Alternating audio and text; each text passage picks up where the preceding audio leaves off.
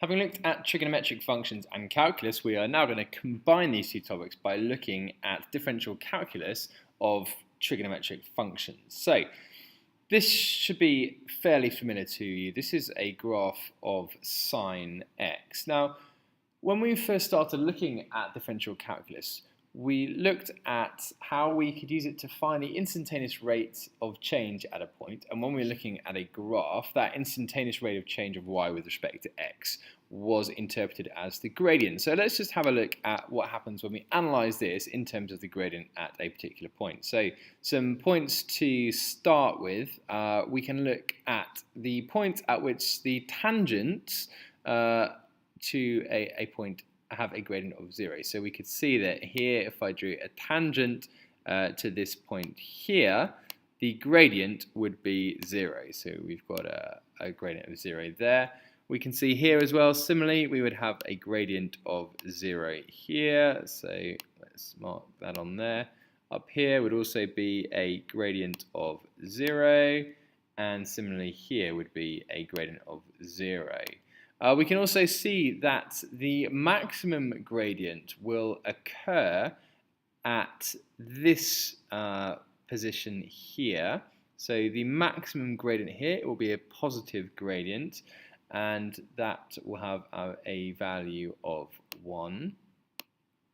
We can see that the gradient here will also be at a maximum point, but it'll be at its lowest value. So it will be -1, which would in fact be a minimum point. And we can see similarly here there would be a negative value of -1, and here there would be a value of +1.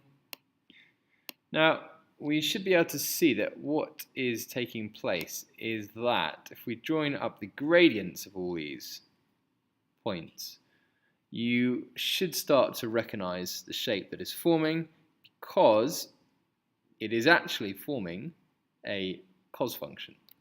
So what we can see then is if we differentiate this red curve here, the sine function, then we will end up with the blue curve, which is the cosine function. So to summarize, the derivative of sine is equal to cos.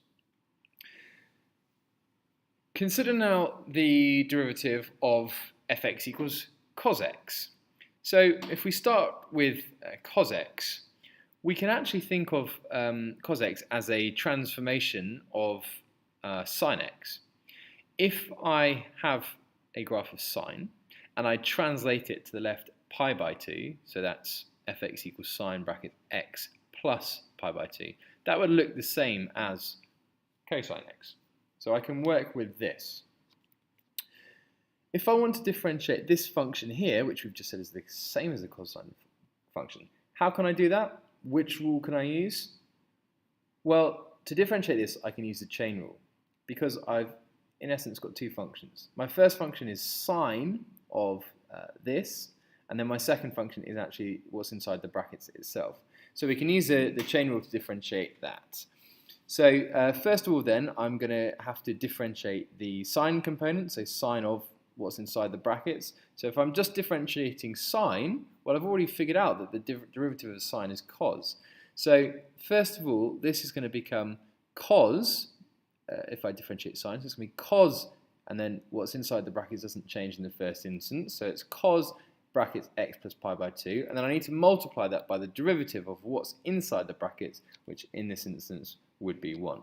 So here I've taken the derivative of sine, what's inside the brackets doesn't change, and then I multiply by the derivative of what's inside the brackets, which leaves me with cos brackets x plus pi by 2. So the derivative of cos x is cos x plus pi by 2, but that's not particularly easy to remember. But again, we can recognize that this transformation, if we draw it graphically, we will hopefully recognize will be something easy to remember. So let's have a look at how we can do that on a graph, because it will actually end up looking like negative sine x, which is a lot easier to remember. So here's our function, cos x, and again we could think about finding the maximum and minimum gradients and the points where it equals 0 and join them up. but in the interest of time, this is what it looks like here, which, as you can see, is the same as taking this function cos and translating it. But if this is my function here, so this is the derivative of cos x, you can see that if I compare it to sine x, it is just the opposite. So this green function is sine x, this blue function is the derivative of cos x, and you should be able to see that this blue function is just a reflection about the x-axis of this green line here. So the second rule to take away from this session then is that the derivative of cos x, it is cos brackets x plus pi over 2, but it's easy to remember as negative sine x. So the derivative of cos x is negative sine x. Let's have a look now at the derivative of tan x. So if our function equals tan x, we can rewrite that as sine x over cos x, where cos x does not equal 0. To find the derivative of tan x, therefore, I can take the derivative of sine x over cos x. Now, if you cast your mind back to some of the earlier work we've done on differential calculus, if I want to take the derivative of one function divided by another function, I'm going to use the quotient rule. So that's exactly what I'm going to do here. So if I take cos x multiplied by the derivative of sine x, that's going to be here, and then I subtract sine x multiplied by the derivative of cos x, which I've said is negative sine x, and divide by negative cos x squared, I've got this expression here. So I can expand out, that's going to give me cos squared x plus sine squared x all over cos squared x. I know that cos squared x plus sine squared x is going to equal 1, so therefore the derivative is going to equal 1 over cos squared x, where x doesn't equal 0. And if I wanted to, I could also, well, let's just leave it like that for the moment. Okay, so these are the key rules to take away from today's session. If my function is sine x, the derivative of sine x is cos x. If my function is cos x, the derivative of cos x is negative sine x. And if fx equals tan x, the derivative of tan x is 1 over cos squared x. Okay, following on from the introduction to derivatives of trig functions, then here are 4 questions for you to have a go at. So try and have a go at these by yourselves, and then we'll go to them together. So question A then here, we can just use the addition rule here and the derivative of sine and cos to work this out. So the derivative of sine x is cos x, the derivative of cos x is negative sine x, and we can just differentiate those separately and then combine them to give us this cos x minus sine x.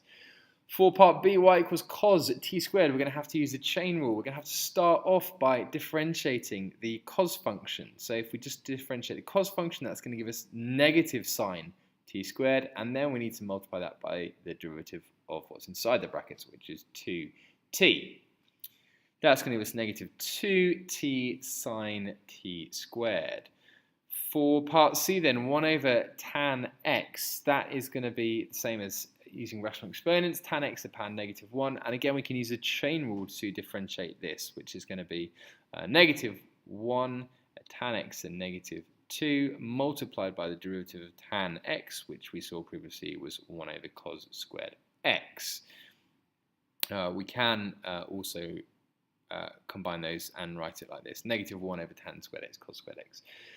D is especially nasty, so here we're going to have to kind of use the chain rule twice in a way. So first of all, thinking of this as rational exponents, this is the same as sine 2x all cubed. So I can use the chain rule to express that as 3 sine 2x to the power 2.